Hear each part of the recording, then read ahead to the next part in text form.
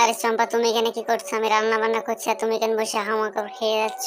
আরে মারবো এক চড়, তুমি তো আমাকে বোঝো না। তুমি আমাকে কাজ করতে দিতে বসে বসে মারবো আর এক চড়, আমাকে কাজ করতে বসে ওই যে ওদিকে জিনিসপাতি নিয়ে আমি কাজ করছি আর আমাকে মারছো কেন? তো তোমাকে মারবে না পুজো করবে আবার মারটা মারবো আমার মুখের উপর কথা। তুমি তো মহিলা মানুষ, তুমি কাজ করার কথা, কিন্তু আমি সবকিছু করছি না, আমি করছি আবার মারবো এক চড়। এটা এই এই ভাই, এটা জিনিস প্যাকেটটা দেখো, এটা তুমি ভালো করে মিলিয়ে দেখো কি সুস্বাদু মনে হচ্ছে জিনিসটা, ও প্যাকেটটাও দারুণ দেখাচ্ছে।